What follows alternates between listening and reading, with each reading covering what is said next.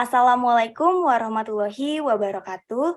Shalom, Om Swastiastu, Namo Buddhaya, salam kebajikan dan salam sejahtera bagi kita semua. Pertama-tama, marilah kita panjatkan puji syukur kehadirat Allah Subhanahu wa Ta'ala karena telah memberikan rahmat sehingga kita dapat berkumpul pada kegiatan psikoedukasi pada hari ini. Perkenalkan, saya Riana Rosmawati. Pada kesempatan kali ini, saya diberi kepercayaan untuk menjadi moderator dalam kegiatan psikoedukasi mengenai cegah kekerasan pada anak. Sebelumnya, izinkan saya membacakan ketentuan yang harus diikuti oleh peserta, yaitu yang pertama, peserta diwajibkan mengaktifkan kamera selama acara berlangsung dan menggunakan background yang telah disediakan oleh panitia. Yang kedua, mohon tidak menghidupkan mic saat acara berlangsung kecuali pada sesi tanya jawab. Selanjutnya, saya akan membacakan susunan acara yang akan kita lakukan pada hari ini. Yang pertama, menyanyikan lagu Indonesia Raya. Yang kedua, sambutan dari perwakilan kelompok. Yang ketiga, pemaparan materi mengenai cegah kekerasan pada anak. Yang keempat, ada forum diskusi dan tanya jawab. Dan yang terakhir, ada penutupan. Maka dari itu, sesuai dengan susunan acara, mari sejenak kita menyanyikan lagu Indonesia Raya.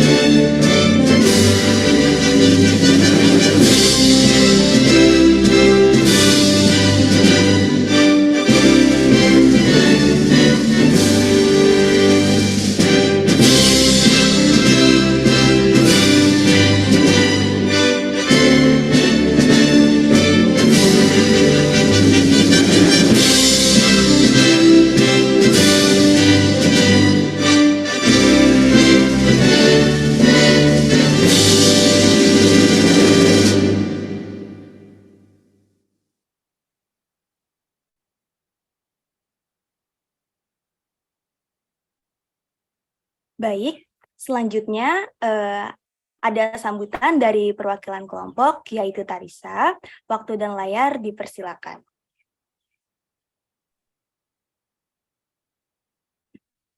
Baik, Assalamualaikum warahmatullahi wabarakatuh.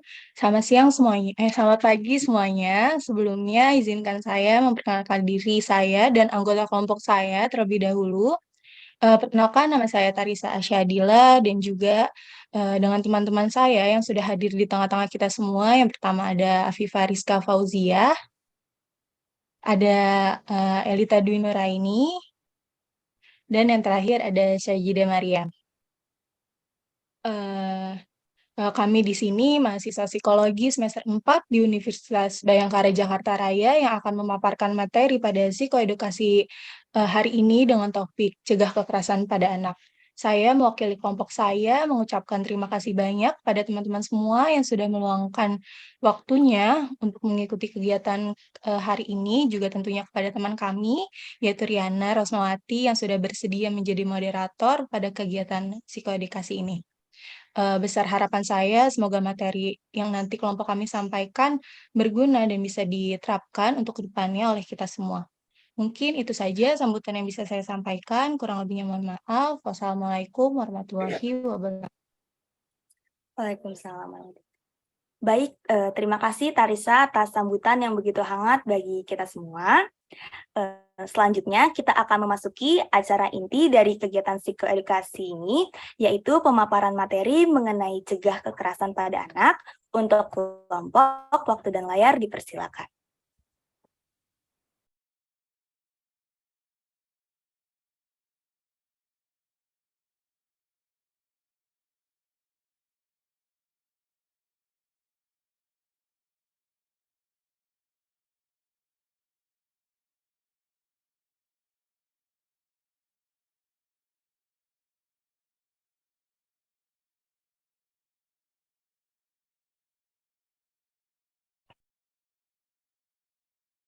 Baik, pemaparan materi pada hari ini, Bismillahirrahmanirrahim. Jadi materi kelompok kita yaitu cegah kekerasan pada anak. Next. Sebelumnya perlu kita ketahui dulu definisi dari kekerasan terhadap anak. Di sini menurut WHO, kekerasan terhadap anak adalah suatu tindakan penganiayaan atau perlakuan salah pada anak dalam bentuk menyakiti fisik, emosional, seksual, melakukan pengasuhan dan eksploitasi untuk kepentingan komersial yang secara nyata ataupun tidak dapat membahayakan kesehatan, kelangsungan hidup, martabat, atau perkembangannya. Kekerasan pada anak disebut juga dengan child abuse, yaitu semua bentuk kekerasan terhadap anak yang dilakukan oleh mereka yang seharusnya bertanggung jawab atas anak tersebut atau mereka yang memiliki kuasa atas anak tersebut yang seharusnya dapat dipercaya, misalnya orang tua, keluarga dekat, juga guru. Next. Selain itu, menurut Undang-Undang Nomor 23 Tahun 2002, kekerasan pada anak didefinisikan sebagai segala bentuk tindakan yang melukai dan merugikan fisik, mental, dan seksual, termasuk hinaan, meliputi penelantaran dan perlakuan buruk, eksploitasi, termasuk eksploitasi seksual, serta trafficking jual beli anak. Yang dimaksud dengan penelantaran di sini ialah di mana seseorang mengetahui dan sengaja membiarkan anak yang memerlukan pertolongan dan harus dibantu dalam keadaan anak terlantar sehingga mengakibatkan anak mengalami sakit atau dalam situasi darurat seperti menjadi pengungsi, korban kerusuhan, korban bencana alam, dan dalam situasi konflik bersenjata, berhadapan dengan hukum dari kelompok minoritas dan terisolasi, tereksploitasi secara ekonomi atau seksual, diperdagangkan serta menjadi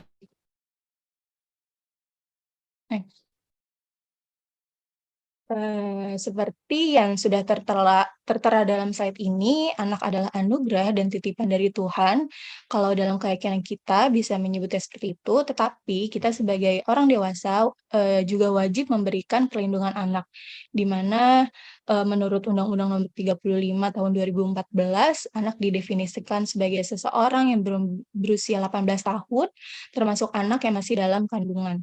Di mana kita tahu bahwa anak belum bisa melindungi dirinya sendiri, maka anak juga memiliki hak asasi yang wajib dijamin, dilindungi, dan dipenuhi oleh orang tua, keluarga, masyarakat, negara, pemerintah, dan pemerintah daerah.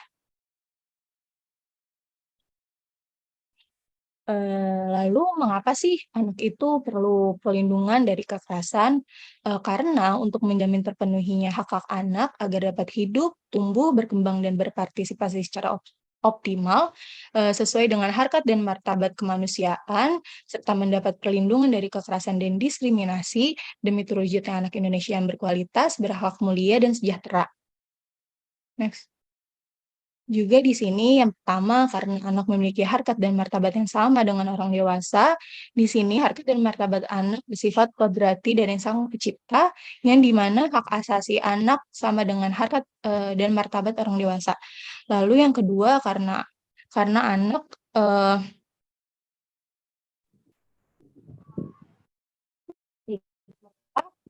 kebebasannya dan bukan sesuai hak asasi, dan juga karena perlindungan merupakan salah satu hak yang harus dipenuhi. Mendapatkan perlindungan yang wajar baik dalam bentuk fisik maupun psikis dan di kebebasan dimanapun ada kontak dari orang dewasa. Lalu karena anak belum memiliki kemampuan yang cukup untuk melindungi dirinya sendiri. Dikarenakan anak dalam usia tertentu belum cukup mampu untuk melindungi dirinya sendiri, maka perlu ada pengawasan dari orang dewasa yang memberi perlindungan. Dan yang terakhir, karena anak-anak memiliki ketergantungan yang sangat tinggi terhadap orang dewasa. Sesuai dengan undang-undang, anak memiliki hak-hak hidup, tumbuh, berkembang, dan berpartisipasi secara optimal, dan hak-hak ini harus mendapatkan jaminan dari orang dewasa. Jika tidak ada jaminan dari orang dewasa, maka anak tidak dapat hidup, tidak dapat tumbuh, tidak dapat berkembang, dan tidak dapat berpartisipasi secara optimal. Kemudian, siapa saja sih yang bertanggung jawab dalam perlindungan anak? Yang bertanggung jawab untuk memberikan perlindungan terhadap anak sesuai dengan undang-undang adalah negara, pemerintah, masyarakat, keluarga, terutama orang tua, di mana negara dan pemerintah antara lain, melaksanakan regulasi yang memimpin terpenuhinya hak-hak anak, kemudian memfasilitasi terpenuhinya hak-hak anak, juga, membuat kebijakan dalam membuat, program-program. Setelah itu peran masyarakat sesuai Undang-Undang Perlindungan Anak antara lain memberikan informasi melalui sosialisasi dan edukasi mengenai hak anak dan peraturan perundang-undangan tentang anak, lalu memberikan masukan dalam perumusan kebijakan terkait perlindungan anak, melaporkan kepada pihak yang berwenang jika terjadi pelanggaran hak anak, berperan aktif dalam proses rehabilitasi dan reintegrasi sosial bagi anak, juga melakukan pemantauan, pengawasan, dan ikut bertanggung jawab terhadap penyelenggaraan perlindungan anak. Peran serta masyarakat juga dapat dilakukan dalam lembaga perlindungan anak, lembaga kesejahteraan sosial, organisasi kemasyarakatan, lembaga pendidikan, dan juga media massa.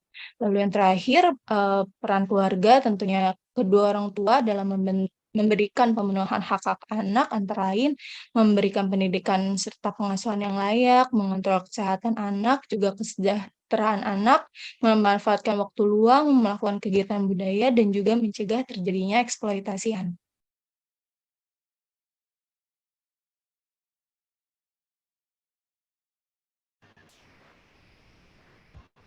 Selanjutnya ada data tindak kekerasan. Menurut laporan Kementerian Pemberdayaan Perempuan dan Perlindungan Anak, jumlah kasus kekerasan di tanah air mencapai 27.589, dengan kasus rincian 25.050 korban perempuan, serta dengan 79,9%, dan 4.634 korban laki-laki, setara dengan 20,1%. Adapun data tersebut diinput secara real time dari periode awal Januari sampai akhir Desember tahun 2022. Next. Selanjutnya ada data dari Kemen PPA diinput pada awal Januari 2023, terdapat 11.997 kasus diperoleh data korban kekerasan menurut jenis kelamin, di mana korban perempuan lebih banyak dibandingkan laki-laki. Selain itu, jumlah korban berdasarkan tempat kejadian paling banyak terjadi di rumah tangga sebanyak 7.927, dan jenis kekerasan yang paling banyak dialami korban adalah kekerasan seksual dengan total kasus per tahun 2023 sebanyak 5.350. Dan korban berdasarkan usia paling banyak dialami pada anak-anak yang berusia 13-17 tahun dengan total korban sebanyak 4.550. Next. Selanjutnya ada bentuk-bentuk kekerasan. Yang pertama, kekerasan fisik atau physical abuse adalah kekerasan berupa penyiksaan, pemukulan, dan penganiayaan terhadap anak dengan atau tanpa menggunakan benda-benda tertentu yang menimbulkan luka-luka fisik atau kematian pada anak. Bentuk luka dapat berupa lecet atau memar akibat persentuhan atau kekerasan benda tumpul seperti cubitan, ikat pinggang, rotan, kayu, dan lain-lain. Yang kedua ada kekerasan psikis. Mental abuse adalah kekerasan yang meliputi penghardikan, penyampaian kata-kata kasar dan kotor, memperlihatkan buku, gambar, dan film pornografi pada anak. Nugroho memakai istilah yang dikemukakan oleh Moore untuk kekerasan psikis sebagai kekerasan emosional. Kekerasan emosional merupakan tindakan orang tua yang secara khusus menggunakan pertumbuhan jiwa anak seperti pertengkaran dan penganiayaan pasangan hidup atau penghinaan, maki yang sering dilakukan terhadap anak. Yang ketiga ada kekerasan seksual atau sexual abuse adalah berupa perlakuan prakontak seksual antara anak dengan orang yang lebih besar maupun perlakuan kontak secara seksual secara langsung antara anak dengan orang dewasa. Next. Keempat, ada kekerasan sosial atau social abuse mencakup eksploitasi anak dan penentaran anak. Eksploitasi anak merupakan perlakuan sewenang-wenang terhadap anak yang dilakukan oleh keluarga ataupun masyarakat. Menurut Karyanto, eksploitasi tampil dalam dua bentuk, yaitu yang pertama, tindakan penghisapan atas potensi dan hasil dari pertukaran dalam satu relasi sosial, dan yang kedua ada tindak pemanfaatan. Tindak penghisapan seperti orang tua sering memposisikan keberadaan anak sebagai aset ekonomi keluarga, seperti dipaksa bekerja, menjadi pemulung, mengamen, dipaksa menjadi pembantu rumah tangga, dan dipaksa mengemis. Adapun tindak pemanfaatan dapat disaksikan dari eksploitasi yang dapat dijumpai di tengah keluarga yang kaya atau mapan. Dalam hal ini, eksploitasi tidak bertujuan ekonomis, tetapi lebih pada gengsi status keluarga atau orang tua. Yang kelima, ada kekerasan yang diakibatkan tradisi atau adat, seperti dipaksa menikah pada usia muda bagi anak-anak, ditunangkan dan dipotong jari-jari jika ada keluarga yang meninggal. Galtung dalam Annual Lobby Draft Position Paper membagi bentuk kekerasan menjadi tiga, yaitu kekerasan langsung, kultural, dan struktural.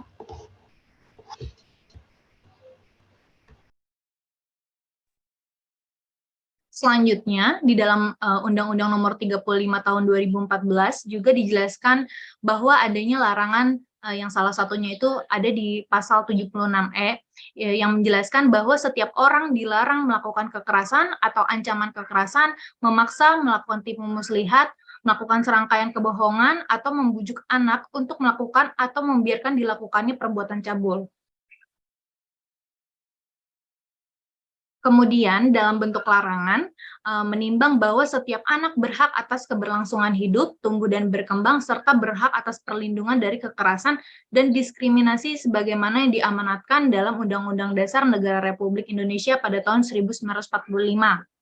Bahkan, di dalam pasal 21 ayat 3 juga dijelaskan untuk menjamin pemenuhan hak anak sebagaimana yang dimaksud pada ayat 1, pemerintah berkewajiban dan bertanggung jawab dalam merumuskan dan melaksanakan kebijakan di bidang penyelenggaraan perlindungan anak.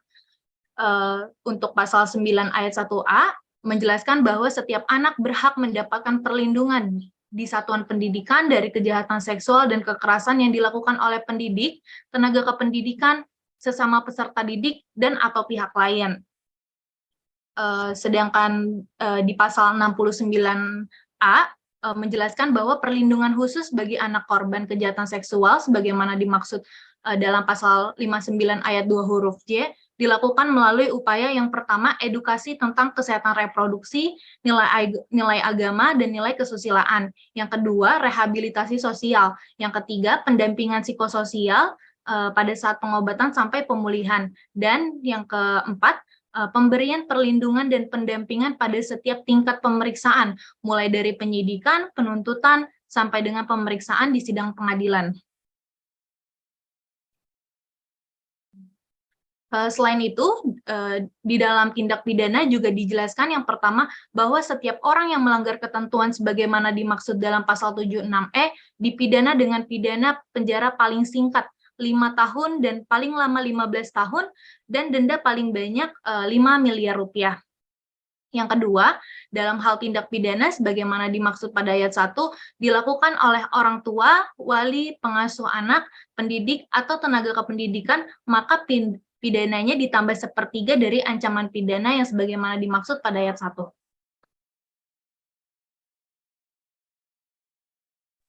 Baik, selanjutnya penyebab terjadinya kekerasan pada anak. Yang pertama pada lingkup keluarga. Orang tua mengalami trauma pada masa kecil.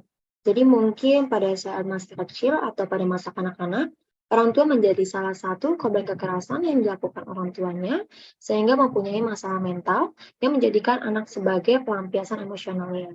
Yang kedua, masalah ekonomi yang mengalami kemiskinan dan tidak mempunyai pekerjaan. Yang ketiga, orang tua tidak mempunyai konsep pola asuh. Selanjutnya, penyebab terjadinya kekerasan pada anak pada lingkup pendidikan. Yang pertama, guru belum memahami Undang-Undang Perlindungan Anak dan Perlindungan Anak. Guru masih belum memahami Undang-Undang Perlindungan Anak, jadi masih ada pengajar atau guru yang masih menganggap kekerasan hal yang lumrah. Biasanya seperti memukul, melempar penghapus, atau memarahi anak dengan kata yang tidak pantas. Yang kedua, guru dan penyelenggara sekolah belum memiliki paradigma tentang perlindungan anak.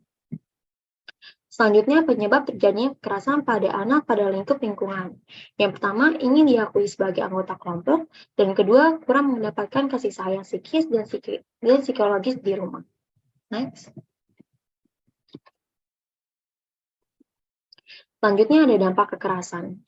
Dampak kekerasan ini terdapat berbagai dampak kekerasan pada anak yang akan mempengaruhi pertumbuhan dan perkembangan secara kognitif maupun emosional.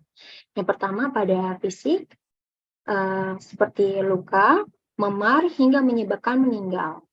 Yang kedua, psikologis. Yang pertama itu penurunan fungsi otak. Salah satu dampak kekerasan pada anak terhadap tumbuh kembang anak adalah penurunan fungsi otak. Ketika struktur dan perkembangan otak anak terganggu, mereka akan merasa kesulitan berkonsentrasi dan tidak bisa fokus pada materi di sekolah. Dalam jangka ini, hal ini ditentukan akan mempengaruhi penurunan prestasi akademik anak. Dampak kekerasan pada anak usia dini ini bisa berlangsung hingga mereka dewasa dan memicu terjadinya demensia. Yang kedua itu kesulitan mengendalikan emosional. Kesulitan dalam mengendalikan emosi ini juga menjadi salah satu akibat kekerasan pada anak.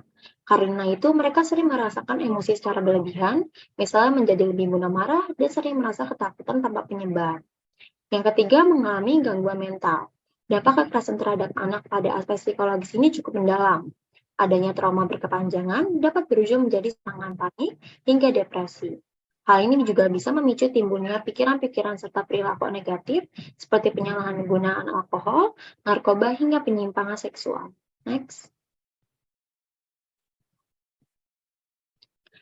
Adapun bentuk pencegahan yang bisa dilakukan yang pertama oleh anak, yaitu mengenali anak, pengetahuan mengenai cara melindungi diri. Berikan pemahaman dan ajarkan anak untuk menolak perbuatan apapun yang dirasakan tidak pantas dengan segera berteriak ataupun lari meninggalkan tempat kejadian. Ajarkan anak mengenai keberanian untuk bersuara, mengungkapkan pendapatnya, dan melawan saat merasa terancam atau tidak menyukai perilaku seseorang. Yang selanjutnya itu bentuk pencegahan yang bisa dilakukan oleh orang tua. Yang pertama yaitu menjadi orang tua yang mengasuh dan aktif terhadap anak. Di sini orang tua lebih mengedukasi diri sendiri agar dapat memahami anak-anaknya. Pelajari bagaimana anak-anak berperilaku dan apa yang mereka bisa lakukan dan tidak bisa lakukan pada usia yang berbeda. Yang kedua, bangun komunikasi yang baik dengan anak. Dan yang ketiga, membekali anak dengan ilmu bela diri. Pembekalan ilmu bela diri ini pada anak dapat menjadi salah satu solusi agar anak tidak menjadi korban kejahatan. Selain itu, mampu mengajarkan anak mengenai kedisiplinan dan membentuk mental serta jasmani yang kuat. Yang selanjutnya itu bentuk pencegahan di bidang pendidikan. Yang pertama, memahami karakteristik dan kebutuhan anak. Mempelajari lebih jauh keunikan setiap anak atau dia tipe aktif, sensitif, temperamental, kritis, dan sebagainya, dan apa yang ia sukai dan bagaimana cara melakukannya. Yang kedua, mengaplikasikan pendidikan penguatan karakter dan kegiatan belajar di kelas. Yang ketiga, menjalinkan hubungan orang tua dan guru sebagai partner. Sekolah harus membangun komunikasi dan kerjasama yang baik dengan orang tua, supaya orang tua juga memiliki kesadaran untuk turut andil memperhatikan putra-putrinya dan mengetahui perkembangan anak atau pencapaian-pencapaian kecil yang telah mereka raih. Next. Selanjutnya itu pola asuh. Kekerasan pada anak tergantung pada pola asuh dan pola perlakuan kita terhadap anak. Pola asuh anak juga sangat mempengaruhi kepribadian anak. Pola asuh ini menentukan bagaimana anak berinteraksi dengan orang tuanya dan terbagi menjadi 3. Yang pertama itu pola asuh otoriter. Orang tua memberikan peraturan yang dan memaksa untuk memberikan tingkah laku sesuai dengan kehendak orang tua. Tidak ada komunikasi timbal balik, dan hukuman diberikan tanpa ada alasan dan juga memberi imbalan. Yang kedua itu pola asuh demokrasi. Orang tua memberikan peraturan yang luas serta memberikan penjelasan tentang sebab diberikan hukuman serta imbalan tersebut. Yang ketiga, pola asuh permisif. Orang tua memberikan kebebasan sepenuhnya kepada anak tentang langkah apa yang dilakukan anak dan tidak pernah memberikan pengarahan dan penjelasan kepada anak tentang sebaiknya dilakukan anak. Dalam pola asuh ini hampir tidak ada komunikasi orang tua dan anak, serta hampir tidak ada hukuman dan selalu mengizinkan segala keinginan anak. Selanjutnya, terima kasih dan sekian pemaparan dari kelompok kami. Kurang lebihnya mohon maaf. Saya kembalikan kepada moderator. Baik, terima kasih teman-teman kelompok atas pemaparan materinya. Teman-teman, selanjutnya saya akan buka forum diskusi dan tanya jawab. Apabila ada teman-teman yang ingin bertanya, dipersilakan untuk on mic atau bisa langsung melalui kolom chat, dan kami mempersilakan untuk 3 orang bertanya.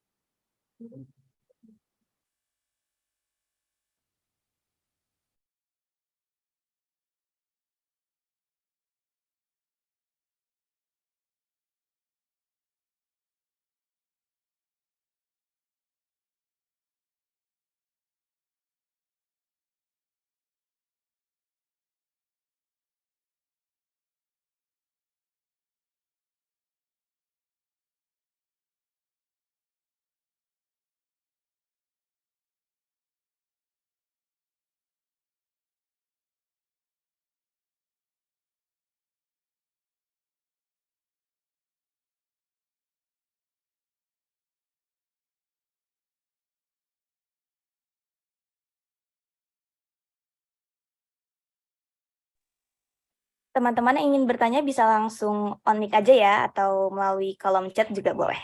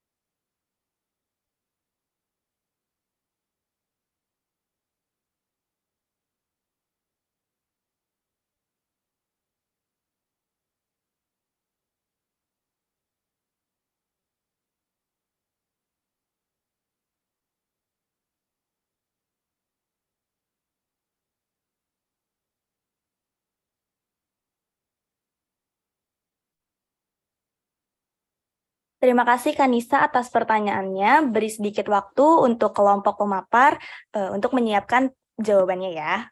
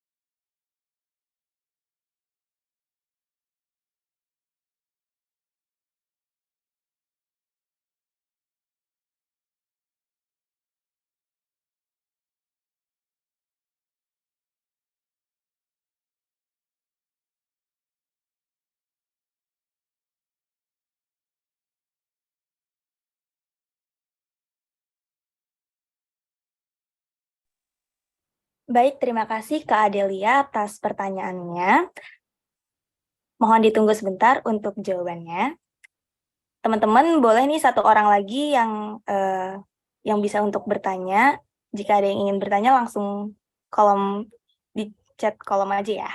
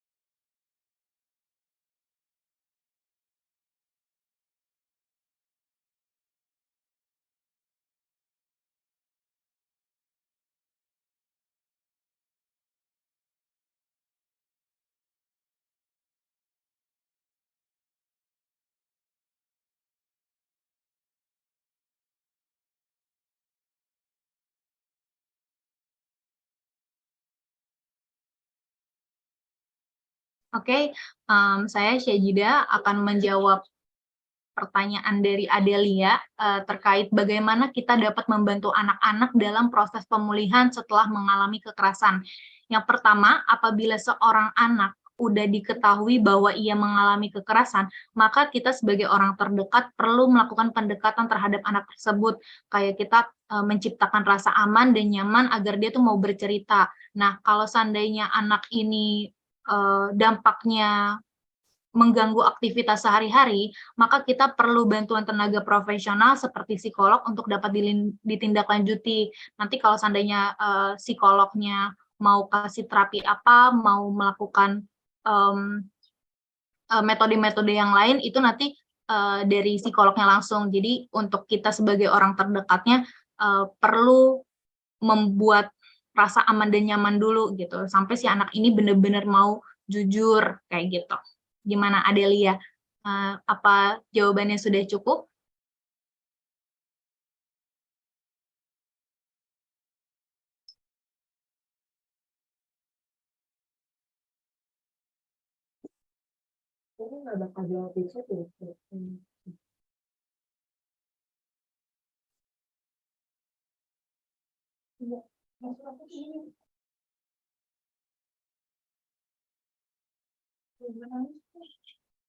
Oke, Adelia, terima kasih kembali.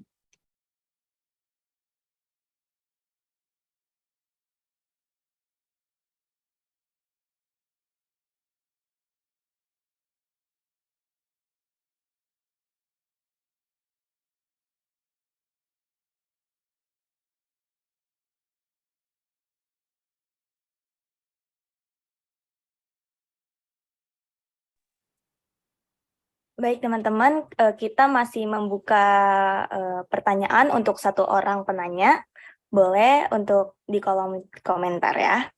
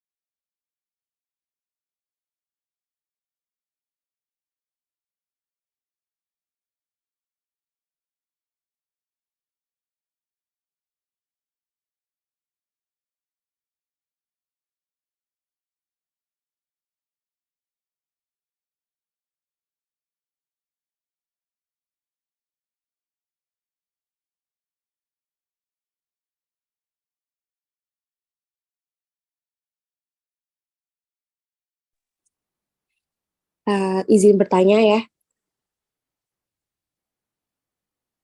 Oke, jadi kan seperti yang kita ketahui ya, kalau misalnya banyak banget nih kasus di mana ada anak yang mengalami kekerasan seksual di sekolah. Nah, tapi anak ini tuh tidak mau kayak untuk berbicara atau bercerita kepada orang tua karena mungkin mempunyai rasa malu atau hal yang tidak diinginkan. Pertanyaanku, bagaimana sih dari kelompok ini pendapatnya gitu loh tentang bagaimana orang tua tuh dapat mengetahui ciri-ciri anak yang menjadi korban kekerasan seksual pada anak. Terima kasih. Baik, terima kasih Kak Syakira atas pertanyaannya. Mohon ditunggu ya atas jawabannya.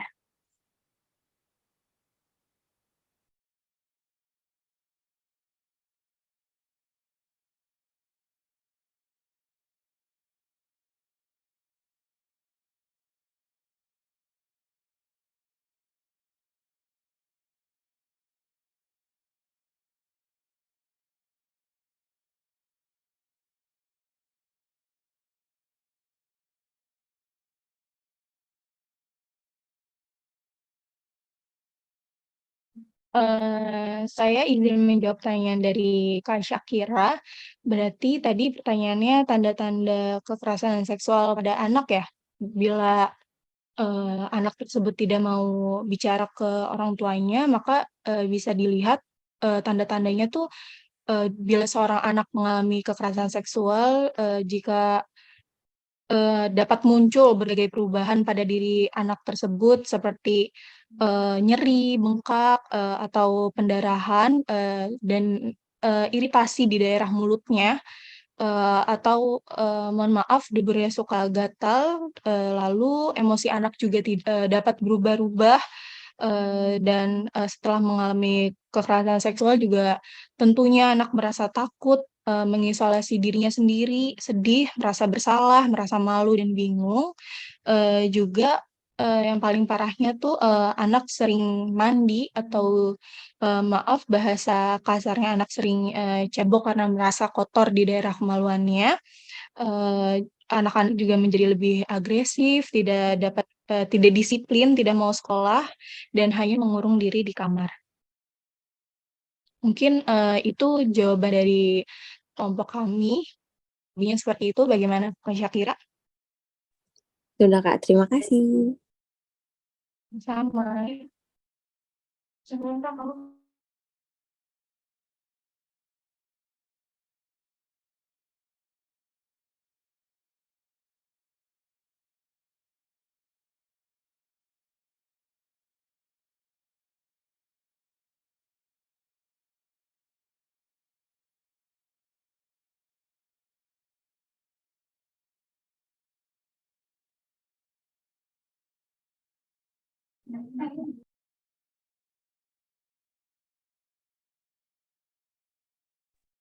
Kalau saya Afifah ingin menjawab pertanyaan dari Nisanda. Pertanyaannya, saya ingin tanyakan dari data yang telah ditampilkan oleh kelompok, terdapat data kekerasan pada anak dan terbukti bahwa masih banyak masyarakat Indonesia yang melakukan kekerasan pada anak. Menurut kalian, atau kelompok, jika kebanyakan pelaku adalah orang terdekat atau orang tua, lantas di mana tempat yang aman bagi para anak-anak? Oke, saya jawab. Sebenarnya di dunia ini tidak ada tempat yang bisa dipastikan di mana tempat tersebut paling aman bagi kita sendiri ataupun orang dewasa. Dikarenakan lingkungan pertama seseorang adalah keluarga, maka orang tua memiliki peran besar dalam tanggung jawab memberikan contoh figur dan keadaan rumah yang dapat memberikan rasa aman. Selain itu, orang tua juga memberikan bakal sebagai pemahaman untuk terus menjaga diri di luar rumah. Jadi, tempat yang aman bagi para anak-anak itu kita yang membangun, gimana orang tua tersebut membangun rasa aman dan nyaman buat anak tersebut. Gimana Kakak Nisanda? Apakah sudah cukup?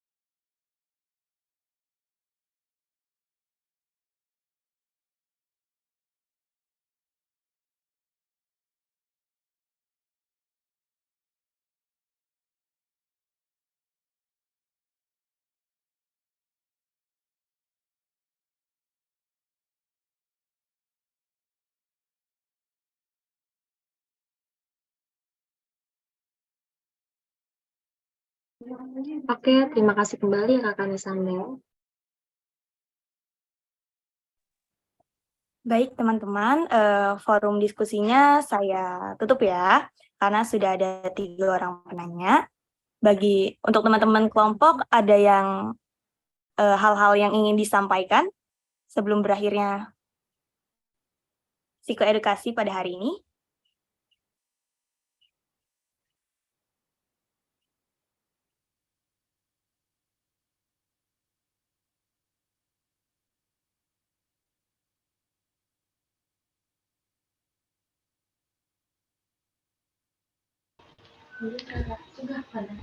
Selanjutnya jadi ada kesimpulan dari materi kelompok kami, yaitu fenomena kekerasan pada anak bagaikan lapisan gunung es di laut, sebab hanya sedikit yang dilaporkan.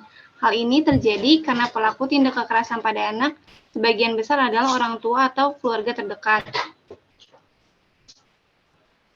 Bahkan tidak sedikit yang dilakukan oleh orang tua, bagaikan si malakama bila pelaku orang tuanya dilaporkan masalah, karena orang tua yang mencari nafkah tidak dilaporkan menjadi rumit karena telah melanggar aturan dan merugikan dan membahayakan anak. Menjadi tugas bagi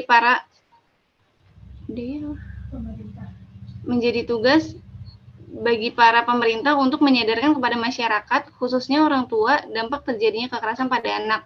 Trauma yang dialami akan memengaruhi tumbuh kembang dan kehidupan kelak. Upaya strategis yang harus dilakukan adalah pencegahan. Meskipun demikian, upaya solutif dan terapi serta rehabilitatif bagi korban kekerasan penting pula untuk dilakukan oleh para pemerintah. Inilah ladang amal yang pahalanya akan terus mengalir. Baik, terima kasih teman-teman kelompok. Dan terima kasih juga untuk teman-teman yang sudah bertanya. Setelah kegiatan webinar ini selesai, mohon ditunggu konfirmasi dari teman-teman kelompok karena ada sedikit penyerahan hadiah dari teman-teman kelompok. Sebelum berakhirnya kegiatan psikoedukasi pada hari ini, saya minta tolong kepada teman-teman untuk mengaktifkan kameranya karena kita akan foto bersama sebagai laporan. Boleh teman-teman kita aktifkan kameranya sebentar.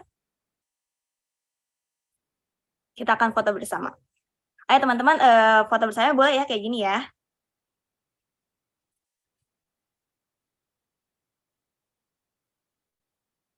Oke, siap. Oke, 1, 2, 3. Lagi, 1, 2, 3. Oke, terima kasih teman-teman semuanya. Oke, terima kasih banyak untuk teman-teman sekalian yang sudah meluangkan waktunya untuk berpartisipasi dalam acara kegiatan psikoedukasi pada pagi hari ini. Terima kasih kepada kelompok atas materi yang telah dipaparkan. Semoga materi yang telah disampaikan dapat bermanfaat bagi kita semua. Sekian kegiatan psikoedukasi pada pagi hari ini. Bila ada salah kata, kurang lebihnya mohon maaf. Wassalamualaikum warahmatullahi wabarakatuh. Terima kasih ya teman-teman. Terima kasih semuanya.